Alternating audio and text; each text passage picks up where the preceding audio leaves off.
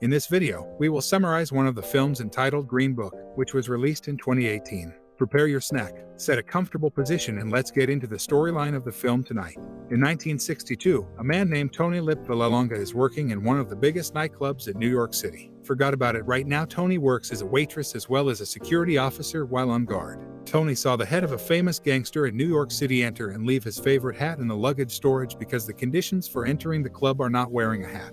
He loved his hat so much, he even threatened to burn the club if he lost it from a distance. Tony, who heard the threat, then got an evil idea. When the gangster chief wants to go home and ask for his hat again, he gets angry when the custodian says that his hat has been lost. The head of the gangster again threatened to burn the club if until tomorrow the club still had not found his hat. Hearing the threat, the club owner was forced to temporarily close the club. Until this problem is resolved, Tony feels guilty and then goes to meet the gangster chief. Tony then returns his hat and tells that he snatched the hat from a thief, but the thief managed to escape. Tony then asks the gangster leader to forgive the owner of the club where he works. The gangster leader, who thinks Tony is a hero, as a thank you. He then gives Tony money. Thank you. And from now on, bullshit.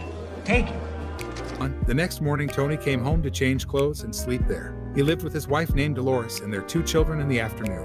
When he woke up, Tony saw Dolores making drinks for 2 black plumbers who were repairing the faucet in his house. After the 2 black craftsmen left, Tony immediately threw away their used glasses because he found them disgusting. In 1962, racism in America was still very severe and there was no law on human equality, and white people still considered black people to be inferior to them, including Tony. Tony also doesn't want to have to drink from a black man's glass. Now the club where Tony works is still closed because the club owner is traumatized by the threat from the gangster leader. Yesterday, Tony is officially unemployed. That afternoon, Tony got a call from his friend. Tony's friend offers a job to be the personal chauffeur of a famous pianist named Dr. Don. Shirley are commonly called Doc. Hearing the offer, Tony was interested and then asked for the doc's home address. You have the correct. The next morning, Tony came to the doc's house. When they meet, Tony looks confused. It turns out Doc is a black man with a strange style and attitude. At that time, the doc wore a bright yellow shirt with a gold necklace and then sat on a throne like a king. The doc informed him that he was planning an 8-week tour of America. That's why he needs a driver, as well as someone who can take care of his travel schedule, who can wash and iron his clothes at a salary of $100 per week.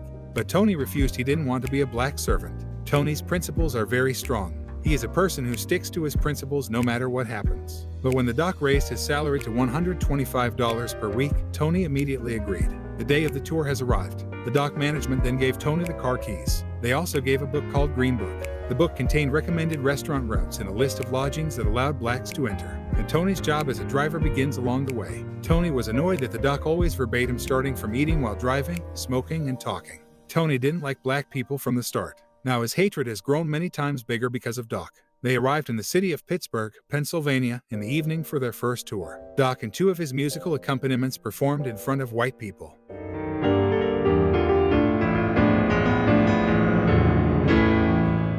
The show, Tony was amazed and did not expect lowly black people to play the piano so well. On the next tour, Tony took the time to check out the piano the doc would use. In tonight's show, Tony saw the condition of the piano was very dirty. Tony then asked one of the officers to replace the piano, but the officer refused. He said that dirty piano is suitable for black people like Doc. Hearing the officer's words, Tony was annoyed and then immediately hit him after the show. The 2 of them went to the next town. As usual, Tony was amazed watching the piano playing Doc.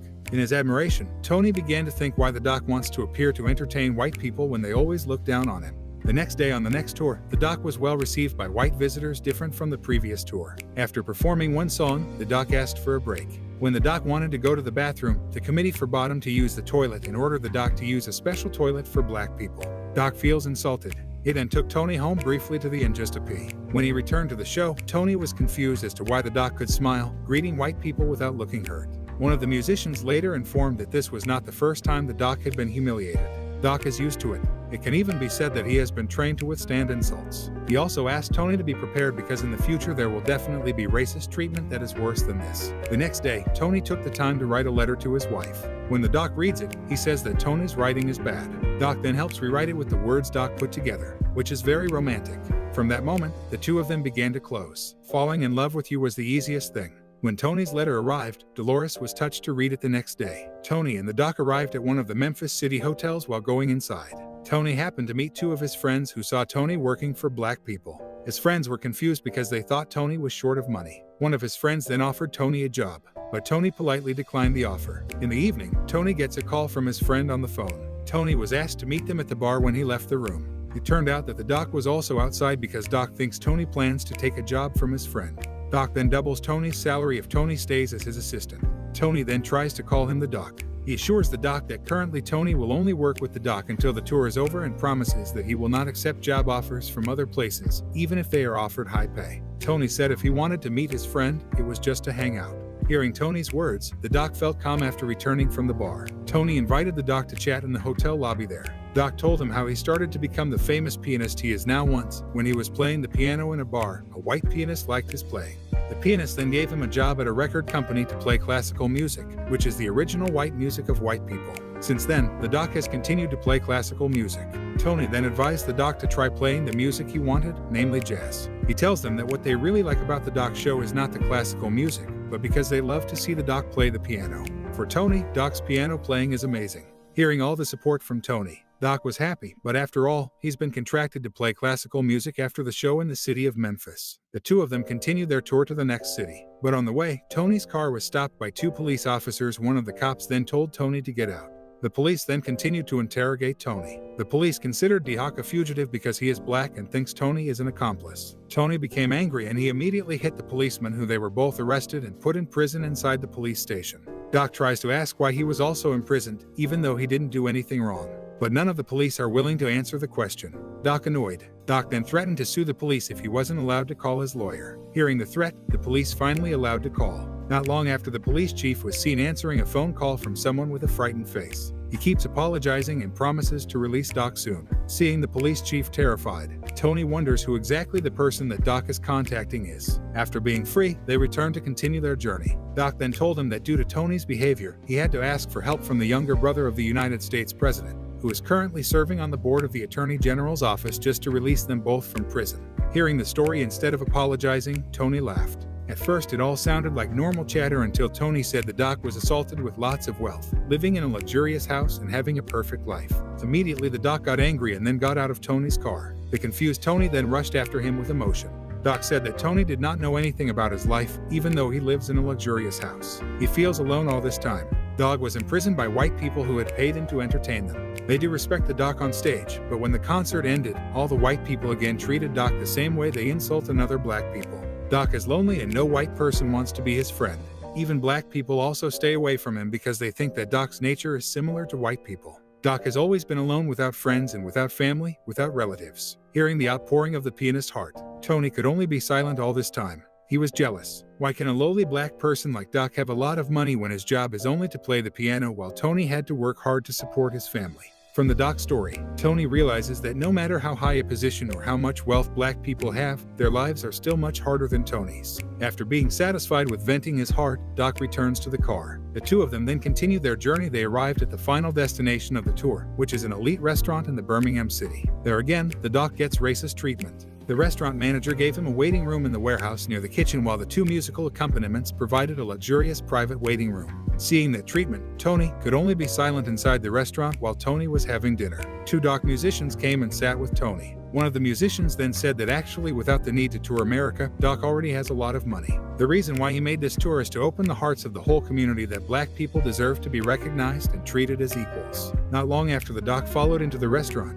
When the Doc wanted to join them, he was chased out by the maids. The waiter explained that black people were not allowed in here. Tony then tried to negotiate with the restaurant manager to allow the dinner Doc in the restaurant just once, but the manager still won't allow it in as an apology. The manager will prepare a table in the back garden so the Doc can have dinner there. Doc then refuses and threatens to cancel his concert at the restaurant if he is not allowed to have dinner with other white people. Hearing the Doc's threat, the manager then asks Tony to talk one-on-one. He's trying to bribe Tony into coaxing Doc to have dinner out to him. Allowing a black man to eat in a restaurant was like allowing the monkey to eat a banana on a golden plate. Just as Tony was about to hit the manager, the Doc came over and told him to stop. Doc says this time he will take Tony's advice. If Tony wants to see him perform, the Doc is willing to eat out, but if Tony doesn't want to, then Doc will cancel his last tour concert. Heard that Tony was very sad. He finally realized how difficult the life he had been living. After considering everything, Tony decided to leave and cancel their last concert tour. On the way home, the Doc takes Tony to dinner at a black bar. After dinner, a waiter asked why they were both wearing suits when they only wanted to eat. Tony then explains that Doc is a famous pianist.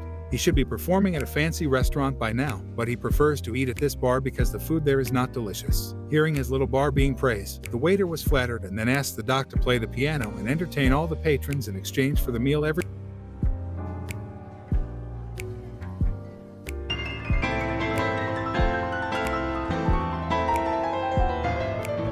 Everyone seemed to really like the doc's appearance. Even the band members at the bar invited them to a duet with them, and for the first time in his life, Doc felt what it was like to have fun without having to fake a smile. Finished having fun, Doc and Tony then went home on this Christmas Eve. There are many good things that change the way they both view the meaning of life. On the way, there was a blizzard when Tony wants to find a nearby lodging for the doc.